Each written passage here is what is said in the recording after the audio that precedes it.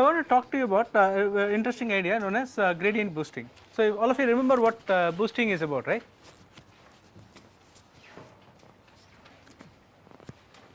What is boosting? You use multiple classifiers which have more than like just better and random combination. That's bagging.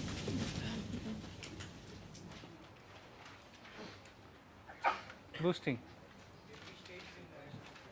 Yeah. So boosting is specifically a stage-wise process where at every stage you try to boost the classifier from the previous stage such that the error is minimized, right? Error is reduced, not necessarily minimized, but the error is reduced, right? So that is a characteristic of boosting. So at every stage you have to look at the errors from the previous stage and you are trying to reduce that, right. So we looked at AdaBoost, right, one of the most popular boosting algorithms, and then I told you that AdaBoost uses exponential loss and that it is related to the logistic loss, and so you can actually use the logistic loss function and derive a boosting algorithm which is called LogitBoost, right, but it's very similar properties to AdaBoost, but AdaBoost is more popular especially from analysis point of view and things like that because it's got really nice properties. Okay, there is yet another approach to boosting that is gaining a lot of currency recently. Okay, it's called gradient boosting, right, not well recently would mean in the last decade or so, right, compared to AdaBoost which is several decades old, right. So and sometimes they even call it gradient boosted decision trees, right, gradient boosted decision trees because you use this specifically in conjunction with trees, right, and in fact in many applications now gradient boosted trees are actually getting hard to beat, right, and so just reintroduce some notations that you might have forgotten, right.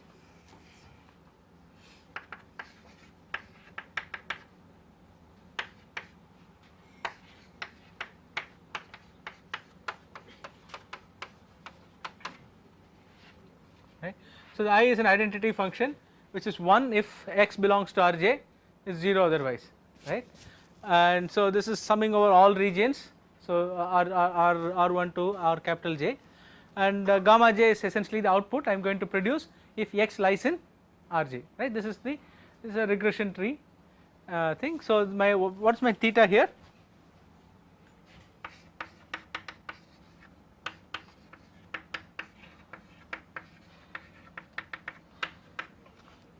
Right, all the Rj's, the specification of the Rj and the gamma j's for each of those regions. So that is my theta, and typically we pick some loss function. If it is regression, it is going to be squared loss, and then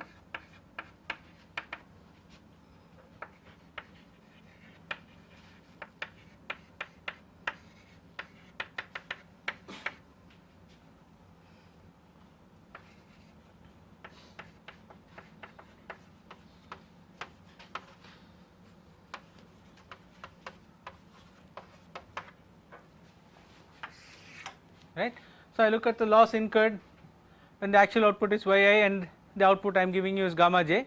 So for all data points x that belong to a region Rj, the output will be gamma j. So this is essentially the loss there, and sum this over all regions, and this is right. I am just recapping decision trees for you, right. And then we looked at greedy methods for finding Rj, right, and given an Rj we knew how to fit gamma j, right. So given that we looked at some greedy search methods, right. So you can do this, you can do boosting with trees also, just like you did boosting with other classifiers, you can do boosting with trees, right.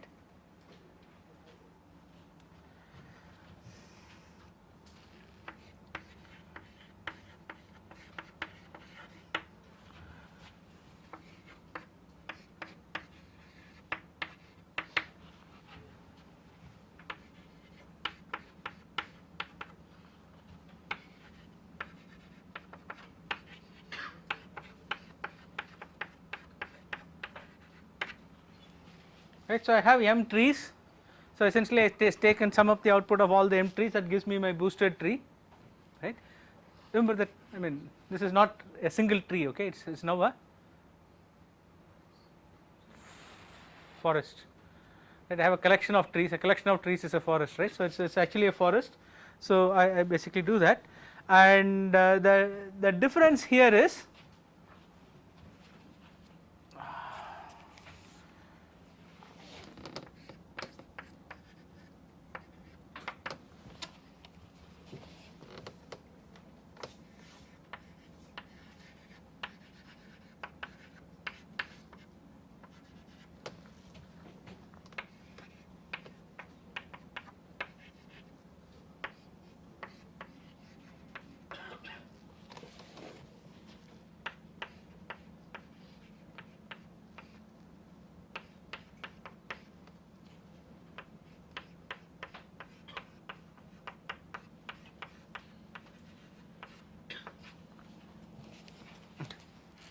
can people at the back see this, right? So this is essentially when I find the parameters for the mth tree, right?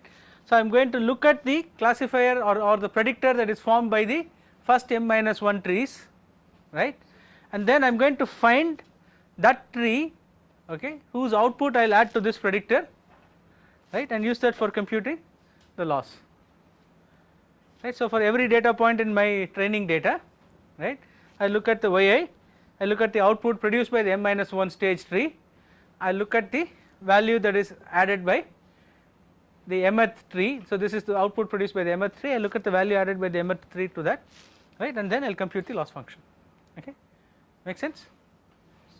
Yeah. So the basic idea is that every point, this is just forward stage wise addition, that we like whatever we did before introducing boosting, right, that is exactly that. So now this becomes boosting because I am explicitly trying to figure out what the residual error is from here, okay, and trying to adjust for the residual error using my tree, the new tree I am learning, right. So when will it be the residual error? When it is regression task and squared error is my metric, right. So when the loss function is squared error, right, and I am trying to solve the regression problem, right, then essentially what I will have to do here is take the residual error. So whatever the tree does not explain, the m minus 1th stage tree, whatever that does not explain, so that error I will have to explain using this, right. So if you think about what we are doing here, so you will first build one tree to predict your output as best as possible, right, to predict your function as best as possible, you will build a tree. Then what you will do is, okay, you will take the residual of that, okay, build another tree that predicts the residual as well as possible and add the output to this, okay, and then take the combined thing, find the residual of that, build a third tree which will predict the residual and add it back to this, and so on and so forth, right. You just keep doing this, correct. So that is essentially what boosting in trees means. We still not come to the gradient boosting part, okay. So finally it will look very similar to what I am telling you now, but we have still not come to that part yet. So as with regular decision tree learning, given the RJs, right, finding the gammas is easy, given the RJs finding the gamma j's is easy, right, but the problem is finding the RJs, right. In general it becomes a little tricky, finding the regions becomes a little tricky because I have to take into account the other trees output also, right, in general, right, but when I am talking about squared error it is very easy because things nicely decouple, right. When I am talking about squared error I do not have to worry about f m minus 1 after I compute the residual, right. The residual could have been generated by any classifier, any regressor, right, does not have to, I do not even have to worry about the fact what generated the residual was actually a tree, right. So I do not have to worry about it, all I need is just the residual becomes any function, right. So with squared error boosting becomes just like learning a series of decision trees, okay, nothing special about it. But if you have other kinds of loss functions then you will have to worry about how to accommodate that, but at least in this case of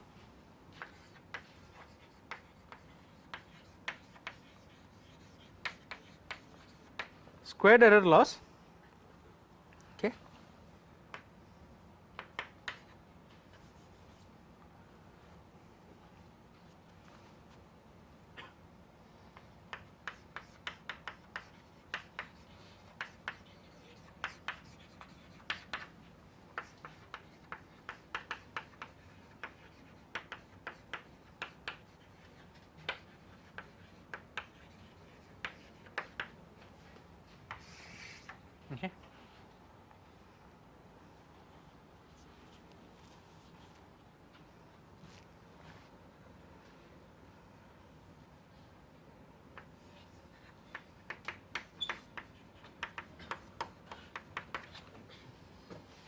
So that is essentially your target function,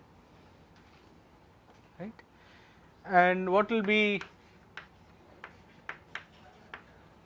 the gamma hat that you will need? Just be the average residual error in the jth region, right.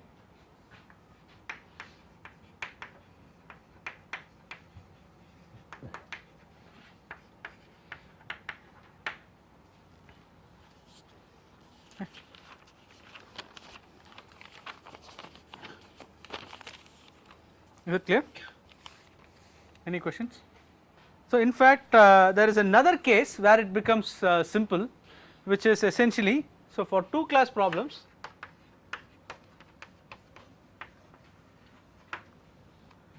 and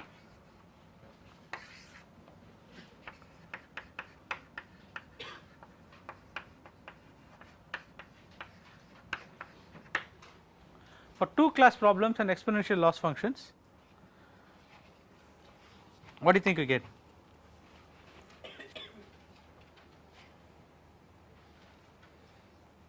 It becomes exactly the same as doing AdaBoost with trees,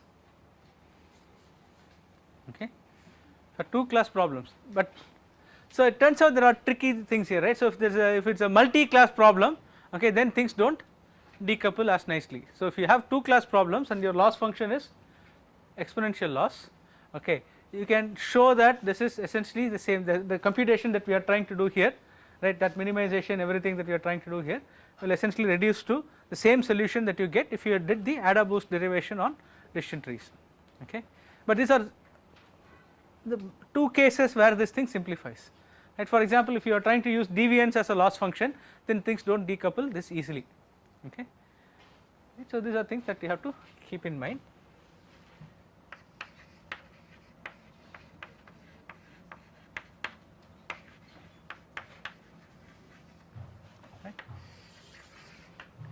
So this is one part. This is essentially telling you how to do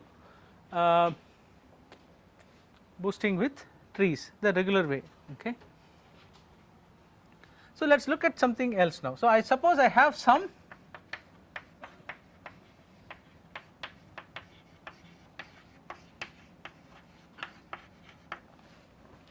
differentiable loss function, some loss function which I can take the derivative of, right. So if I want to take a numerical approach to optimizing this kind of a loss function, so typically what will I end up doing? I will start off with some guess for a solution, right, take the gradient of the loss function with respect to the parameters at that solution point, right. People remember gradient descent, right. Then I will compute the gradient and then I will move in the opposite direction of the gradient, right. I will move a small step in the opposite direction of the gradient, go to a new place and compute the gradient again and then move again and so on and so forth until I converge to the right answer, right. So if you think about what this is doing, this is something like, okay, I take initial solution, okay, then I add another solution to it, which is essentially the gradient times something, then I add something more to it, so I will add something. So essentially the solution I am computing finally is a sequence of additions that I have done on the basic solution I started off with, right. So even though one way of thinking about it is at every point I give you a parameter vector, but the parameter vector itself is composed of a sequence of additions. So I can think of it as first starting off with the initial guess for my parameters, then adding something more to it, then adding something more to it, then adding something more to it and adding something more to it till I come to the final answer, right. So that is one way of thinking about it. So let us try and write this down a little formally.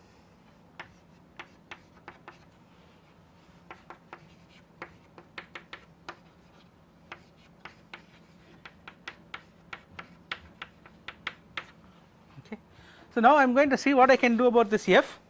Let us for the time being ignore the tree constraints, right. We will come back to the trees later.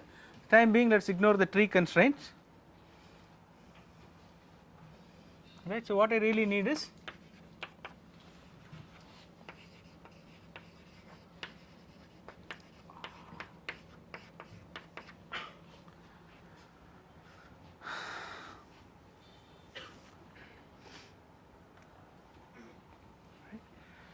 so just when I am trying to do this in a numerical fashion, I am just operating with a single data set, right. So when I say f, what I really am looking at is a point in Rn. So what does that mean?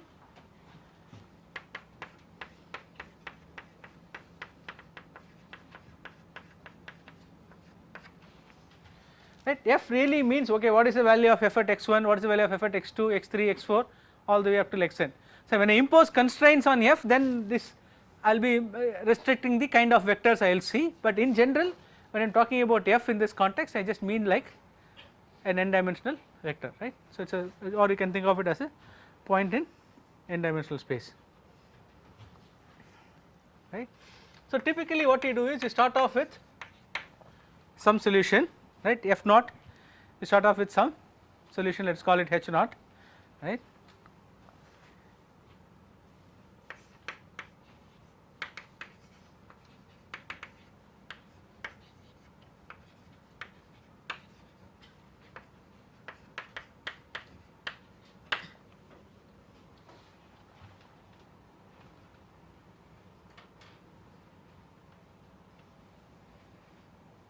So you can think of it like this. So start somewhere here, that is my f naught, right, and then I compute the gradient and move in the opposite direction, right. So I take a small step in this direction, so I come here, that gives me a new set of parameters, right.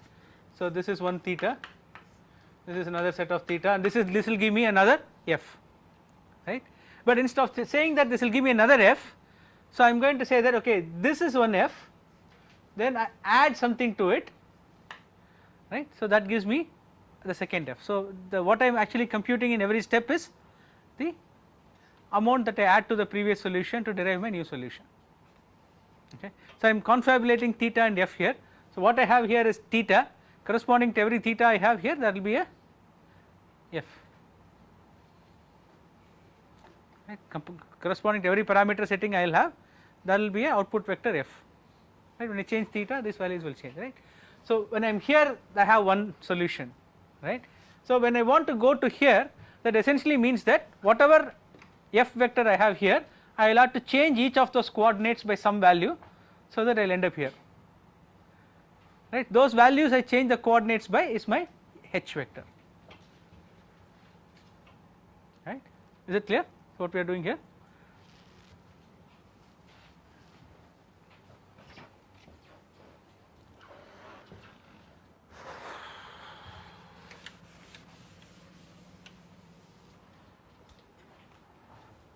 So what is the normal mechanism by which we will do this, right. So I have been using the same example so far, right. So steepest descent is something that will pop up, right. I mean there are other ways of doing this optimization, right, but steepest descent is the one that we are all familiar with, the one that I have been using as an example here so far, right.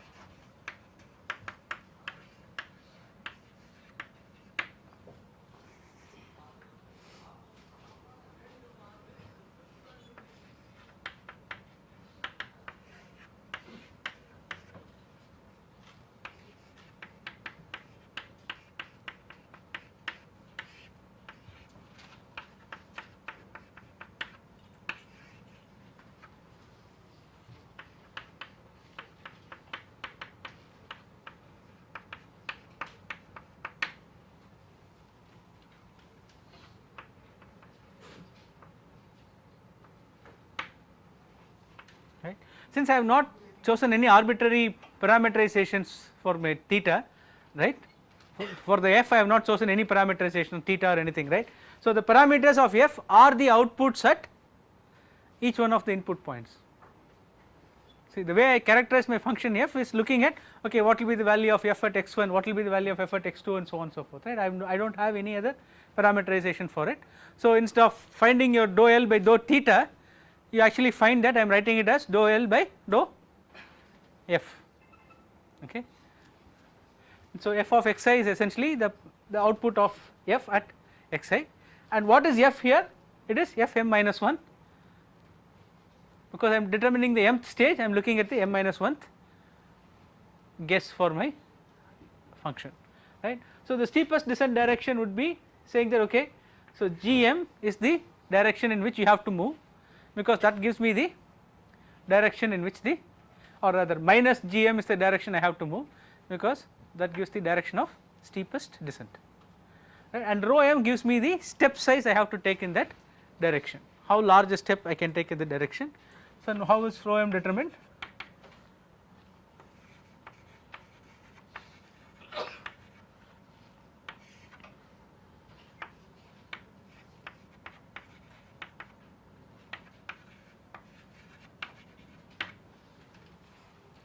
This should look very familiar, right? This is exactly how we did the Ada-Boost derivation. Now people are thinking, oh, did we really do Ada-Boost derivation like this?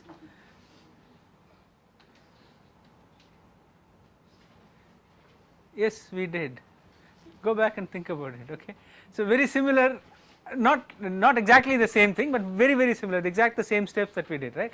We first found out which way we have to change it, right, and then we found out what the step size should be, and the way we did it was, okay, I already have a classifier till the m minus 1 stage, okay, what should I do at the mth stage so as to minimize the error. So this is exactly what we did. The idea behind each of the steps are same, the mechanics might have been slightly different, right. So once I get this, then I do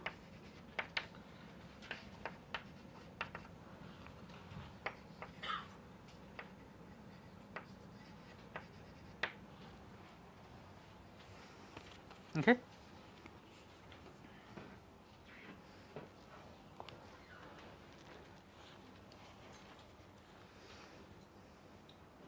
Right. So is it clear? People are with me so far? Right. So whatever we are trying to do, right, is nothing. So there are two different parts here, okay, if your people are getting confused.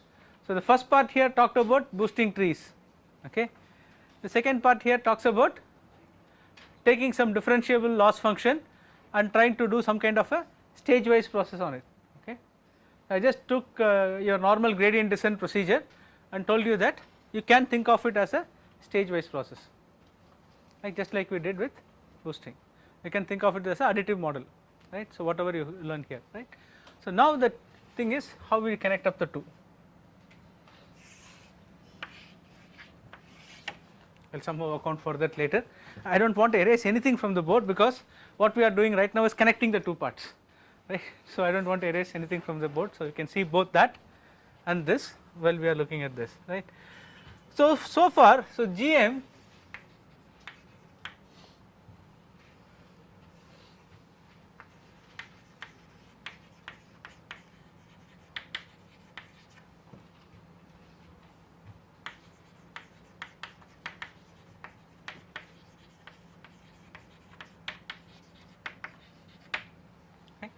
GM is some kind of an unconstrained maximal descent direction. I do not have any constraints on f or anything else, right. What is the maximal descent direction? I essentially get GM. So now what we are going to do is to say that, hey, all of this is nice, but I would really like some parametric forms for what I am doing, right, otherwise things become too complicated. So what I am going to do is I am going to fit a tree. So what I want to know is GM, right. So if you think about it, so I really need to compute GM, and instead of doing this in this arbitrary unconstrained form, I am going to build a tree that approximates GM as closely as possible, okay.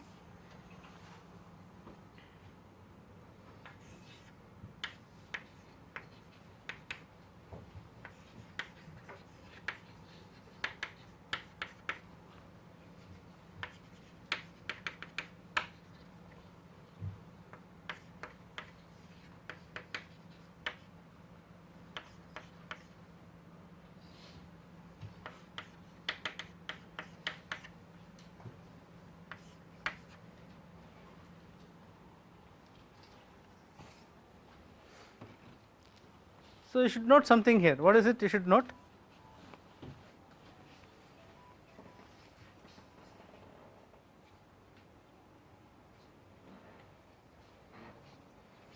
So for all this while I have been very carefully writing L for the loss function, because I am trying to keep this as generic as possible, right.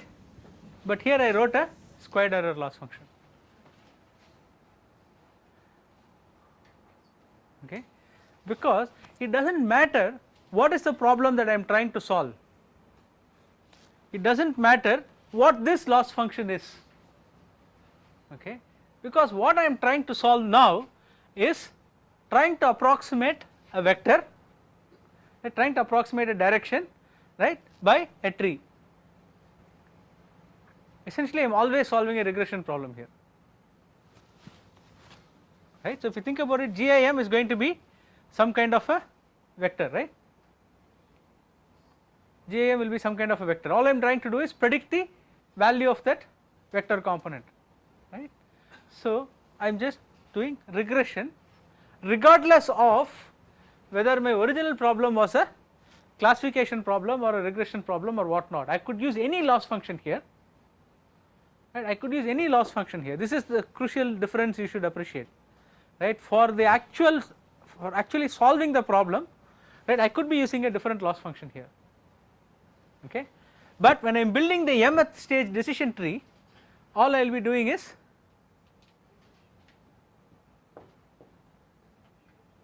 regression, because all I need to predict is what is that particular gradient descent direction for that input value xi.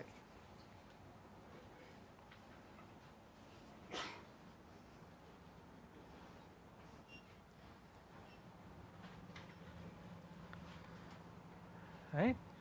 So this is what I am going to do. Well, how am I going to go about doing this? Well, it depends on what this loss function is, okay. So if this loss function,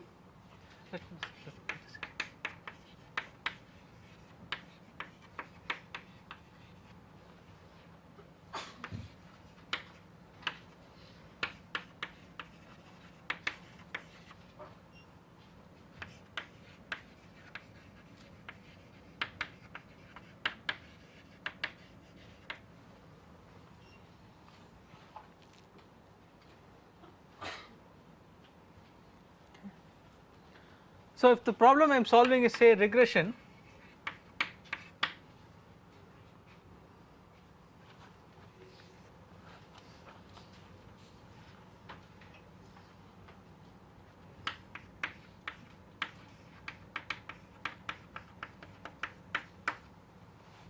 if this is what I am solving, this is the squared error loss function, okay, this is not this, okay, this is that.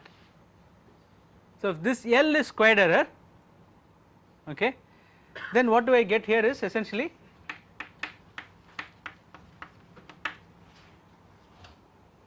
what is this GM, this is GM, essentially the gradient of the loss with respect to f of xi, right, the gradient of this with respect to f of xi is essentially the residual yi minus f of xi, right. So this is basically minus GM if you would think, correct. So now what happens if I am doing regression with squared error loss function and I am trying to do this gradient boosting, right. So I am trying to build a new tree that predicts the direction of the gradient. What do I end up doing? I end up predicting the residual, I end up predicting the residual, this is the residual, right. So I end up predicting the residual, and here what we said, if you are doing the squared error loss, pick the tree that best predicts the residual. So that was derived from just the basics of boosting, regular boosting, while here I am talking about a technique that can do boosting on trees regardless of what is the underlying loss function, right, but it does boosting using trees, okay. So that is the cool thing about gradient boosting, right. So you always are solving a regression problem as far as the tree is concerned, and solving regression problems using trees is very easy, right. You are solving regression problems using tree always regardless of this loss function. If you remember when we were deriving this boosting update, I said for squared error and for 2 class exponential loss the boosting form is easy, right. But now if you are doing the gradient formulation of it, okay, regardless of what you are doing with the loss function, you can still do boosting with trees. So that is why gradient boosted decision trees have become very popular now, because you can do all kinds of cool stuff with it. So what about this?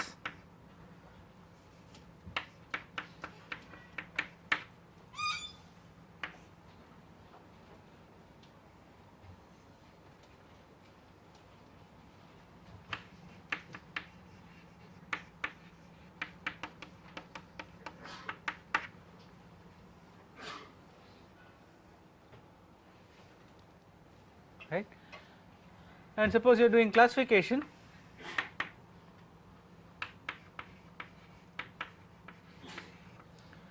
let's take deviance as the loss function, right. People remember deviance? We looked at deviance multiple times, right, and it turns out that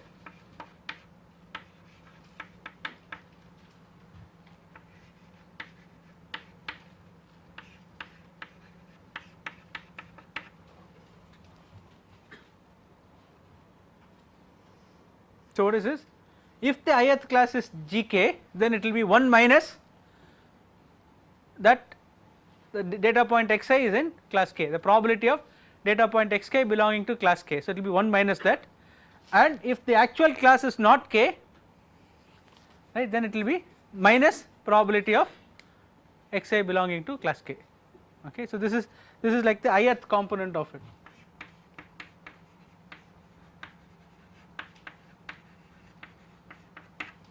This is ith component of my GI. Okay. So again what I have to do, I have to take this expression, plug it in here and do regression again. I will take this expression, plug it in here and do regression, right. So all you need to do is figure out what is the derivative of your loss function with respect to your f of xi, right, and then once you find out the derivative, you just do the regression with respect to that for each stage in your decision tree. Okay.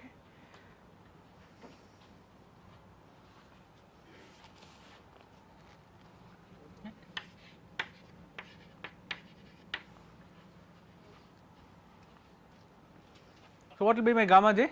This is gamma. Yeah. Gamma jm. What will be gamma jm? So earlier we said it will be just the average residual error in RJM, right. So in this case it is going to be, so once I have found out what the actual regions are, right, once I have found out what the regions are, this is going to give me the regions, right. So once I find out what the actual regions are, I will do the following.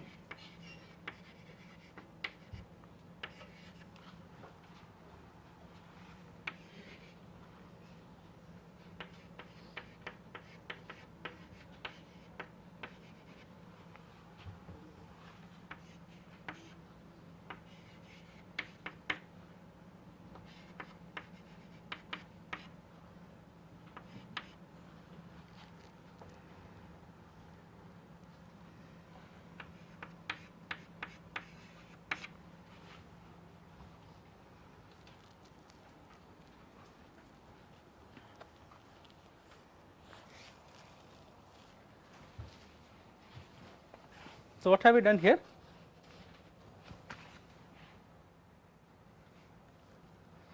Okay. So earlier when we are finding out the when we are building decision trees, right.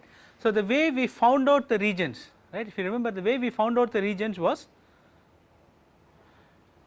we postulated a split point, right, and then for that split point we figured out what is the best gamma in the both half of the tree, right, and then we took a value for that, and then we kept looking at all the possible split points, right, the splitting variables and split points for all the possible combinations, and for each one of them we evaluated what the resulting residual error would be, right, and based on that we picked a split point.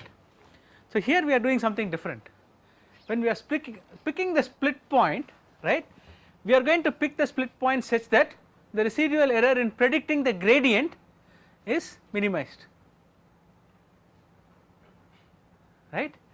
I am only predicting the gradient here, the residual error in predicting the gradient is minimized, but when I finally decide what is the output that I am going to give in each of the final regions, right. So in the regular decision tree building, by the time I come to that point I would have already solved the optimization problem, right. So I know what is the solution that I have to give, and it is the one same thing which I use for splitting criterion. But in this case, when I finally give the outputs, I am going to look at the loss function, right, of data points that fall in that region, okay. Look at what is already existing, that is fm minus 1 of xi, right, and look at what I need to add to bring up the output so that the loss is minimized. So whatever is the loss function. So when I am doing the loss function here, I will no longer be using the squared loss, I will be using one of these. I mean, this is squared loss, I could be using the absolute loss, or I could be using deviance, or whatever is the measurement that I want, right. I will use this loss function, the loss function I used there, I will use that here in order to figure out the outputs, okay. So you have to let this sink in a little bit. So it is actually a pretty cool idea, right. So I have somehow come up with a mechanism where I can use decision trees in a very powerful way, because finding regions while I do regression is very easy with decision trees, because we know how to use squared laws, and there are lots of tricks and optimizations that you can do when you are searching through with square laws, right. We looked at some of them, but there are many other things that you could do. So what I am going to do is, for all my tree growing part, right, I am just going to use the regression trick, right, and I finally have to give an output at that point, I will use whatever is the true loss function I want, right. That is why it is called gradient boosting. So I use the gradient at every point to boost my performance, right. So the way I fit my, so if you think about it, this might not necessarily be the most ideal way of doing things. Why is that?